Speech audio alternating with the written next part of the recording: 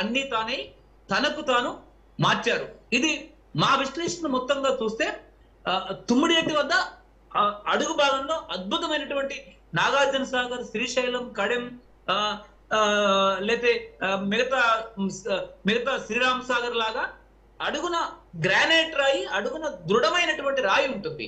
కానీ మేడిగడ్డ అన్నారం సుందిళ్లలో కేవలం sand bed పైన అడుగున ఏ రకమైనటువంటి దృఢమైనటువంటి గట్టి పునాది లేకుండా శాండ్ బెడ్ పైన ప్రాజెక్టులు నిర్మించడం జరిగింది. అన్నిటికంటే చాలా కీలకమైనవి ఏంటంటే ఆ పునాది మొత్తం కూడా 4 మీటర్లు మాత్రమే. మూడవది చాలా కీలకమైనటువంటి విషయం ఏమిటి అంటే మొత్తం ఫ్లోటింగ్ స్ట్రక్చర్ గా నిర్మించాల్సినటువంటి 3 బ్యారేజీలని రిజిడ్ స్ట్రక్చర్ గా మార్చాయి. వేగవంతమైనటువంటి 2.5-3 సంవత్సరాల్లో 3 బ్యారేజీలు నిర్మించడం వల్ల అడుగున బబుల్స్ ఏర్పడ్డాయి. అన్నిటికంటే కీలకమైనటువంటి మరో విషయం ఏంటంటే ఏ బ్యారేజీలోనైనా 2 టీఎంసీల కంటే ఎక్కువ నీళ్లు నింపకూడదండి.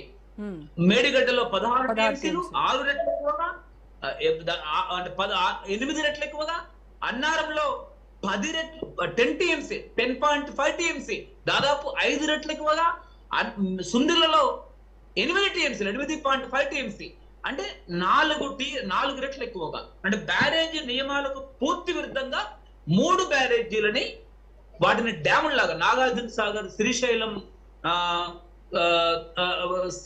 మన శ్రీరామ్ సాగర్ భారీ డ్యాముల్లాగా, బాక్రనగర్ డ్యాముల్లాగా వాటిని నిర్మించాడు, వాటిని నిర్వహించడం జరిగింది. ఈ నిర్వహించినటువంటి తప్పిదాల వల్ల అడుగు పునాదులు అంటే మీరు 10 అడుగులు ఉండాలండి. ఏ బ్యారేజ్ అంటే ప్రకాశం బ్యారేజ్ కానీ ధవళేశ్వరం బ్యారేజ్ కానీ 10 అడుగుల కంటే ఎక్కువ ఉండదు. వచ్చిన నీరు వచ్చినట్టు గోదావరి కిందికి వెళ్ళిపోతుంది, లేదా కాలువకి వెళ్ళిపోతుంది. ఒక చుక్క కూడా 10 అడుగుల కంటే ఎక్కువ నిలపడానికి వీల్లేదు, 2 టీఎంసీల కంటే ఎక్కువ నిలపడానికి వీల్లేదు. కానీ ఇక్కడ కేసీఆర్ అక్కడ కాలువ ఉండదు, పైకెత్తిపోయాలి, ఎదురెత్తిపోయాలి. మూడవది 10 అడుగులు కాకుండా 30 అడుగులు నీళ్లు నిలపడం జరిగింది. 30 అడుగులు అంటే దాదాపు 10 మీటర్లు ప్రతి బ్యారేజీలో నీరు నిలపడం వల్ల ఇసుక గుండా ఉండేటటువంటి రంధ్రాల గుండా పునాది కేవలం 4 మీటర్లే కాబట్టి ఆ 4 మీటర్ల కింది అడుగు నుంచి అంటే 10 అడుగులు అయిపోయినటువంటి హెడ్ అత్యంత చాలా భారీ జలశక్తి నిల్వ ఉండడం వల్ల కొన్ని 10 టీఎంసీలు నీరు నిల్వ ఉండడం, వెనక నుంచి అనేక 10 టీఎంసీలు ఉదాహరణకి 29, 2022, 21, 22, 23లో వచ్చినటువంటి భారీ వరదలు 28 లక్షల క్యూసెక్ల వరద వచ్చింది. అక్కడ 10 మేడిగడ్డలో 16 టీఎంసీలు, అన్నారంలో 10 టీఎంసీలు, సుందిలలో 8 టీఎంసీలు ఉంటున్నటువంటి సమయంలో పైనుంచి 250 టీఎంసీల నీరు దాదాపు 28 లక్షల క్యూసెక్ల నీరు రావడం వల్ల ప్రాజెక్టు వెనక భాగంలో విపరీతమైనటువంటి హెడ్ పెరిగి ఇసుక నుంచి రంధ్రాలు చేసుకొని ఆ గేట్లలోంచి విడిచినటువంటి నీరు, గేట్లలోంచి చిన్నగా విడిచినటువంటి గేట్లు మెల్లిమెల్లిగా పైకి లేపుతున్నటువంటి సందర్భంలో వెళ్ళేటటువంటి ఫ్లోని ఏమంటారంటే సూపర్ క్రిటికల్ ఫ్లో. అంటే అత్యంత సంక్లిష్టమైన, అత్యంత వేగవంతమైనటువంటి జలశక్తి వేగానికి దిమ్మెలు కొట్టుకుపోయి 8 మీటర్ల వరకు కిందికి ప్రాజెక్టు పొడవుతా మొత్తం గేట్లన్నీ కూడా అడుగు భాగంలో ఇసుకను తొలిచేసేయండి. 8 మీటర్ల వరకు మరి ఇప్పుడు కన్నెపల్లి పంప్ హౌస్ దగ్గర మోటార్ లాంచ్ చేయండి అని అడుగుతున్నారు కదా బీఆర్ఎస్ నాయకులు. అంటే టిఆర్ఎస్ నాయకులు అత్యంత బాధ్యతారహితంగా ప్రాజెక్టు నిర్మాణంలో ప్రవర్తించారు, ఇంక్లూడింగ్ కేసీఆర్ తో సహా.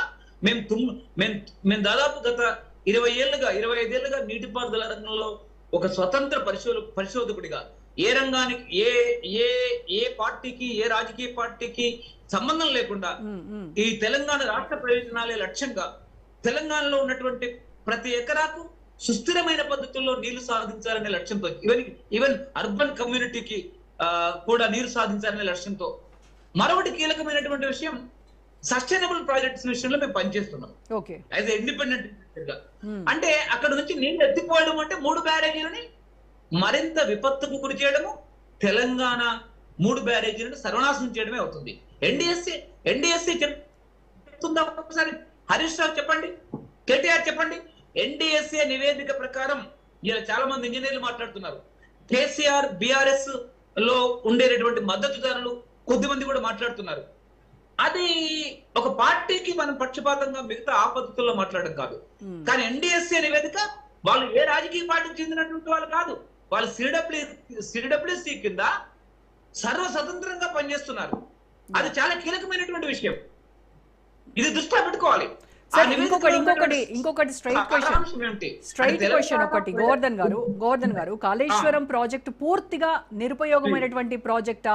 కాంగ్రెస్ పార్టీ విమర్శిస్తున్నట్టుగా దానివల్ల 1 ఎకరా కూడా నీళ్లు అందనటువంటి ప్రాజెక్టుకి 1,00,000 కోట్ల ప్రజాధనం దుర్వినియోగం అయిందా?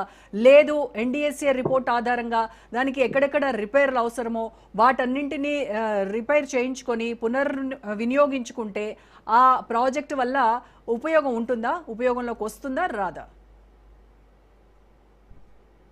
ఇక్కడ చాలా కీలకమైన విషయం. బిఆర్ఎస్ ప్రభుత్వం వైఫల్యం వల్ల 3 బ్యారేజీల్లో భారీ అవినీతి తొందరపాటు వల్ల ఆ 3 బ్యారేజీలు కుంగిపోయినాయి. ఆ 3 బ్యారేజీలు రిపేర్ చేయడం అనేది అత్యంత సంక్లిష్టమైన విషయం. అది అత్యంత ప్రశ్నార్థకమైన విషయం. మేము నివేదిక ఈ 2.5 ఏళ్ల కాలంలో తుమ్మిడిహట్టి నిర్మిస్తామని చెప్పేసి కాంగ్రెస్ ప్రభుత్వం, రేవంత్ రెడ్డి ప్రభుత్వం, ఉత్తమ్ కుమార్, రాహుల్ గాంధీ కూలిపోయినటువంటి ప్రాజెక్టు మేడిగడ్డ దగ్గరికి వెళ్ళి, కాళేశ్వరం దగ్గరికి వెళ్ళి రాహుల్ గాంధీ, రేవంత్ రెడ్డి ఎన్నికలకు ముందు వాళ్ళు హామీ ఇచ్చారు. ఈ 2.5 ఏళ్ళు నిజంగా కేసీఆర్ అవినీతి చేసినా ఏపీ చేసినప్పటికీ కూడా 3 బ్యారేజీలు 2.5-3 ఏళ్లలో నిర్మించారండి. పంప్ సెట్లు అన్ని. వీళ్ళు 2.5 ఏళ్లలో అదే తుమ్మిడిహట్టిని నిర్మించడంలో ఎందుకు దుర్మార్గమైనటువంటి నిర్లక్ష్యం జరిగింది? ఈ రోజు తుమ్మిడిహట్టి ప్రాజెక్టు నిర్మించి ఉంటే కృష్ణాలో ఎక్కడ నీళ్ళు లేవు, అప్పర్ గోదావరిలో